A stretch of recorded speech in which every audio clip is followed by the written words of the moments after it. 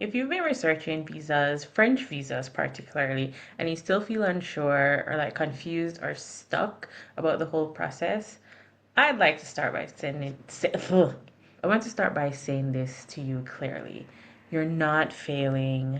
You're not missing like something obvious, and you're not behind. I think most people feel stuck because they're starting in the wrong place, right?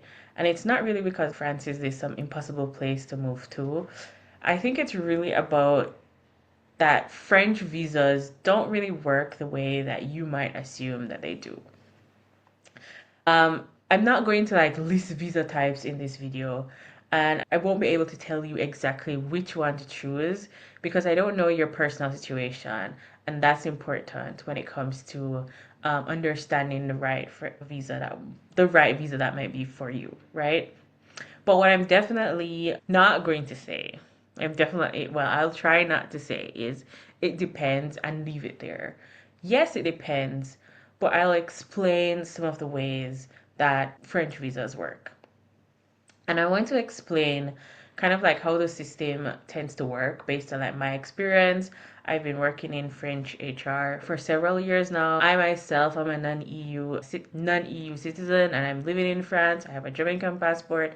Much of the rules about how to move to France do not apply to me, yet I am still here. And so I want to explain like how the system works from a different point of view and to show why much of the advice online can end up making you feel like more lost instead of like more confident about your decision to move to France. And like I said, many people kind of like approach visas on like the same way they might approach travel planning. And I think of it kind of like a menu. Like you look at the options. Which visa is there? We have the passeport talent, we have the visitor visa, you know, we have the visa culture et art and things like this. Like they look at it kind of like options and then they compare, which I'm not saying it's like a bad thing.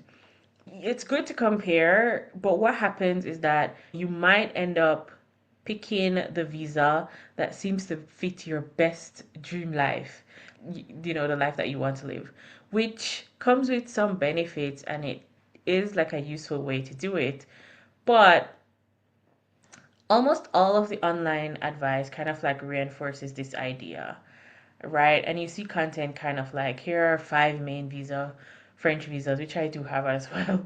Here is this one is the easiest. This one worked for me. You can always switch later. And all of these are good advice, and all of them are logical, right? And so what you do is you read more, you watch more videos, you save the posts, and you compare kind of like stories. You go down a Reddit rabbit hole or you go into forums and things like this. But what happens when you try to find French visas this way is that instead of feeling clearer, you end up kind of like feeling more confused. And you get into this indecision loop. Like you become like more indecisive. And then it creates that kind of like bottleneck. And it's a little bit, I don't know, demotivating because you're expecting clarity, but what you're getting is confusion. And for me, this is because the framing itself is wrong. The way that we're searching for like the right French visa is it's not in the best way, right? And so you're going to get confused as a natural result of trying to make the best choice for you to move to France in a system that doesn't really work by choice. And so this is the part that you might not realize, and I think many people don't realize, is that French visas are not exploratory. They're elimination based. You don't browse options and pick one that you like. You need to rule out the visas that don't fit your situation. And once you do that honestly, what's left is usually a small number of visas, which narrows your option and increases your focus. And sometimes, after you've eliminated the visas that don't fit your situation, you might end up with just only one clear path. Sometimes you only have two possible paths. but it's almost never kind of like five options. Very rarely does that happen. I think when you think about it, and what I see is that a lot of the advice asks, which visa do you want? But France administration, the French visa, I don't know, the French visa deciders, I don't know what to call them, but France asks something different. It asks, which visa can you justify? And these are not the same question. Most advice asks, what visa do you want? But France is asking you, which visa can you justify in your application? It's not the same thing, not the same question, right? I think also like when you hear the word justify, you might think it means like motivation, kind of like how badly you want it, or how passionate are you, or how much effort you're willing to put in to justify this visa. But that's not really what is being evaluated, right? Justify means coherence. What visa can you justify means in your application, what visa makes the most coherent like sense. Does the visa category match how much you earn? Like if the visa has a earning requirement, does it match how much you earn? Does it match your timeline? Kind of like does it match like your financial independence? And does the visa that you're applying for that you've chosen, does it match what France expects someone in that category to look like on paper? France is not really asking you if you want to live there. Of course, and they'd probably love to have you. And you want to live there. This is why you're applying, right? It's asking you, does your plan make sense? Like, does this actually make sense on paper? And I think this is where people get stuck, and you might be stuck right here. You might build a vision first and then try to force a visa to support it. But the system kind of works the other way around, right? You look at the visa that supports like your vision or supports where you are currently now in life. And no amount of research is going to fix your confusion if you start at building the vision first and then forcing the visa to support you, right? If your starting assumption is not well placed, then your research is not going to give you clarity. And this is why so much advice online can feel contradictory. And it happened to me, right? When the second time when I was moving back to France.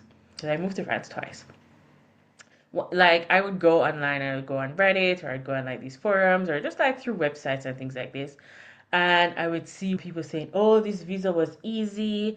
And another saying the same visa was just impossible. One person is saying like they needed a certain amount of money. Another person says they didn't.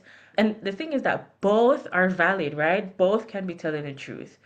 But neither of these stories and what you see online, very rarely do they tell you why their case worked.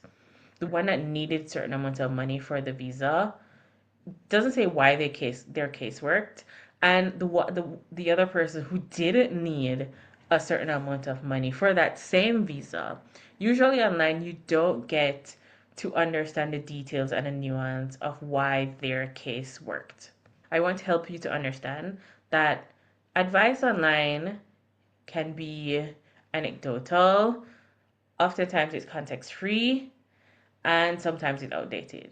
I am advice online. Look it up at the mirror to myself. Yes. And so the point is, you want to take it and learn from it and then apply it to your situation, not follow it like T for T. Because small details will matter more than you might realize. Things that you can't even like sometimes are out of your control. Nationality matters, your income source matters. If you have a job, like the contract structure matters. Where you apply in France matters. Timing matters as well, you know? And so if you ignore context or if no context is provided, you're gonna end up with kind of like one of two outcomes. You're gonna either have like false confidence or like, like a higher level of confidence than you think about your application. Or you might have like unnecessary fear, like, what?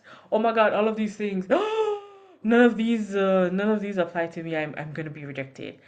But you're ignoring kind of like the full picture of your profile and the small details of the things that matter.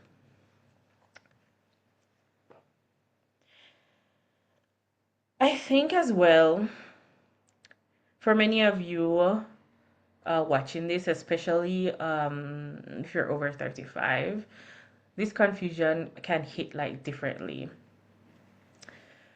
When you're like in your 30s, like me, late 30s, you're going in your 40s, 50s, things like this.